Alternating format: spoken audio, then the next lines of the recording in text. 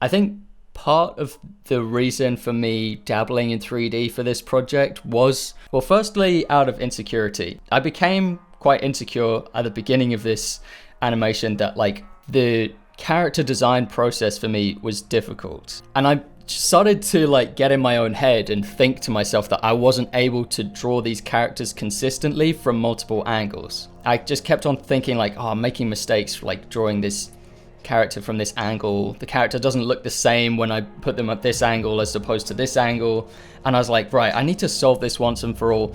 I'm gonna make like a low poly mesh of the head of my character and just literally turn it so I can see, proof that I'm not going insane, that I can actually understand my character from this angle, and maybe even bring screenshots of that character at certain angles to help inform my drawing process.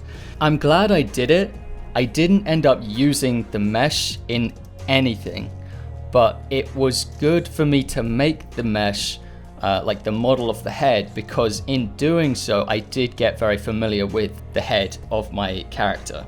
So that was good. And the other thing is for learning waves. One of the things I was starting to think was like really complex, which I was probably overthinking, to be fair, was just the barrel of a wave and how it is a barrel. And I was just thinking like, man, this is really complex, and I just want to simulate it in 3D. I'm gonna map like a texture that I make, like some brush strokes. I'm gonna map some brush strokes to a barrel, and I'm gonna rotate that barrel in Blender, and I'm just gonna witness what it does. I wanna see what happens to these ripples or striations or whatever you wanna call them, these lines that are moving up the barrel, that are rotating around this barrel of this wave. Again, very informative. And I thought to myself, all right, next step is to composite this in with my 2D animation. So I started to do that. I brought it into TV Paint as an image sequence. When I played it back, it looks so stiff compared to what I can do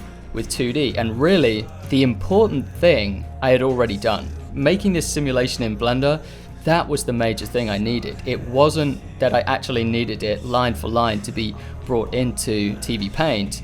It was just that I needed that understanding of it. I needed to be able to look around, examine it. And then when I brought it in, I thought, you know what? I don't need this anymore.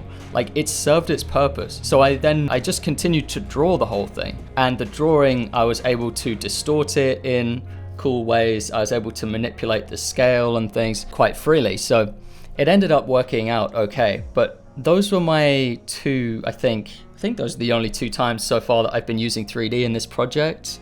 So I've only used them inadvertently. You won't actually see any 3D in the finished film, but the research phase of this, or like parts of the shots, were informed by creating a 3D reference, looking at it, observing what it does, and then just drawing it the rest of the way. I'm not the first person to do this either. In Disney, they would hire sculptors to actually create little desk sculptures of the characters that were being animated. So the lead animator for a certain character would have on their desk like a clay sculpture that they could rotate and look around and examine from each angle. So I'm not the first to do this. I met up with my friend recently who's a very good 3D animator and 3D generalist, and he was urging me to simulate the waves in 3D and to comp them into the 2D scene.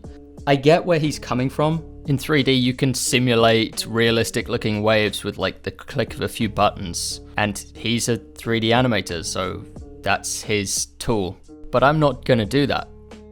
I never liked it in that awkward phase of Disney where they started being able to use 3D and they were using it and it looks so dated by now. Like if you look at the simulated water in Sinbad, it sticks out like a sore thumb. Like you can see it, and it's just not future-proof. I don't think that 3D is future-proof yet. It's getting there, perhaps. This isn't a rant against 3D. I love 3D. A lot of my favorite films are made in 3D. I do want to actually make a YouTube video about my favorite 3D animations, because probably some of you by now think I'm hating on 3D. I love 3D, and I've learned 3D. I learned 3D at university. I think I had at least one compulsory year of learning 3D, and it was great. I had a lot of fun.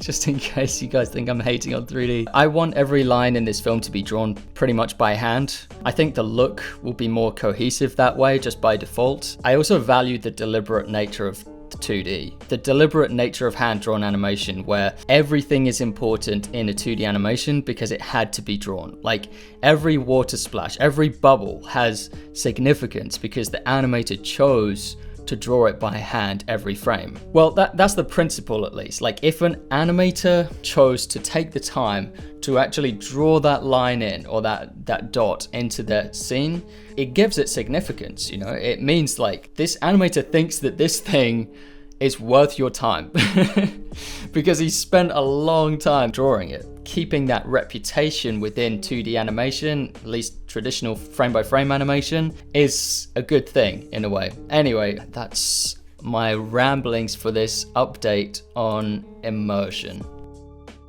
If you want to make animations of your own, Mastering Motion is an advanced online animation course designed to train you in techniques that go far beyond the principles of 2D animation. Advanced techniques like 3D hand-drawn camera movement, fight choreography, effects animation, character animation, as well as my reference process. If that sounds a bit too advanced for you, if you're a beginner, then I've got you covered as well with my Getting Started in 2D Animation course. This one lays the foundations of everything you need to make your own animated films. That includes drawing principles, animation principles, storyboarding principles, and the rendering process. And this is all in one place. No need to hunt down obscure videos in distant corners of the internet.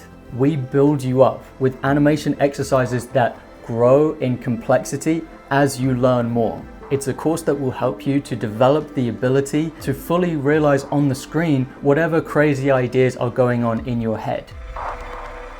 Go to animatorguild.com to learn more about these. The link is in the description and pinned in the top comment of this video. Subscribe to the channel, leave a comment if you like, and I'll see you in the next one. Goodbye.